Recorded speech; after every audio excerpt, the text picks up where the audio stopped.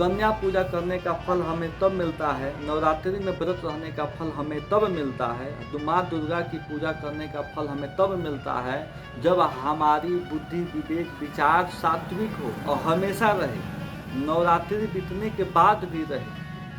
हमारे आसपास की जो भी माँ बहनें हैं उनको देवी के ही स्वरूप में देखें, अपनी माँ बहन को देवी के स्वरूप में माने। ये नहीं कि क्यों नवरात्रि में ही देवी का स्वरूप माने उसके बाद आप नवरात्र में कन्या पूजा क्यों किया जाता है, उसका क्या महत्व है?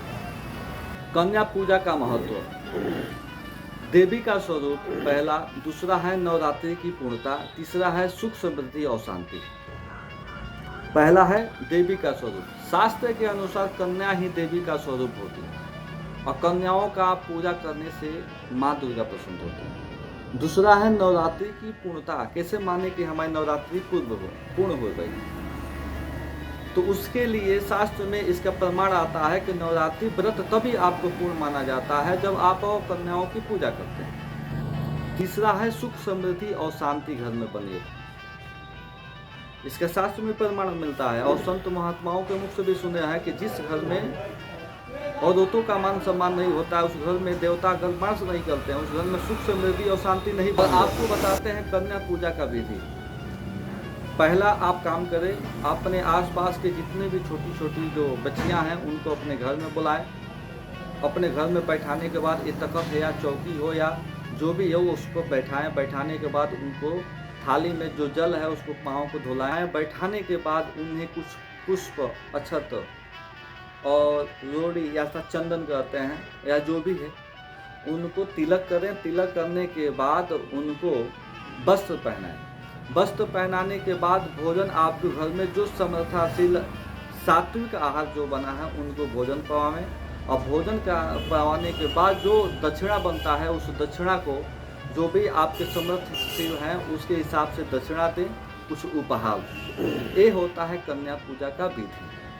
नवरात्रि के मुख्य बात, इस पर विशेष आप ध्यान दें। कन्या पूजा करने का फल हमें तब मिलता है, नवरात्रि में व्रत रहने का फल हमें तब मिलता है, तो माँ दुर्गा की पूजा करने का फल हमें तब मिलता है जब हमारी बुद्धि विवेक विचार सात्विक हो और हमेशा रहे, नवरात्रि बीतने के बाद भी रहे। हमारे आसपास की जो भी माँ बहनें हैं उनको देवी के ही स्वरूप में देखें, अपनी माँ बहन को देवी के स्वरूप में माने। ये नहीं कि क्यों नवरात्र में ही देवी का स्वरूप माने उसके बाद आप गलत गलत विचार की दृष्टि से, हीन दृष्टि से देखें या किसी और दृष्टि से देखें। ऐसा है तो कभी भी आपके ऊपर माँ दुर्गा प्रसन्न नहीं होती है, क्योंकि हमारे बीच में, हमारे समाज में सुनने और देखने को मिलता है, न्यूज़ चैनलों पर भी देखेंगे कि जिस माँ बेटी बहन को हमने देवी का स्वरूप नवरात्र में मानकर पूजते हैं और नवरात्रि बीतने के बाद हम न्यूज़ में, पेपरों में, आसपास किसी के मुख से सुनने को मिलता है, ऐसा अगर कोई कार्य होता है तो बहुत ही अपमानजनक है। क्या यही कन्या पूजा है? क्या यही आपको नवरात्रि में व्रत रहने का फल मिला? क्या आपको यही माँ दुर्गा की पूजा करने का फल मिला है? इस पर विशेष रूप से विचार करें। प्रणाम जी।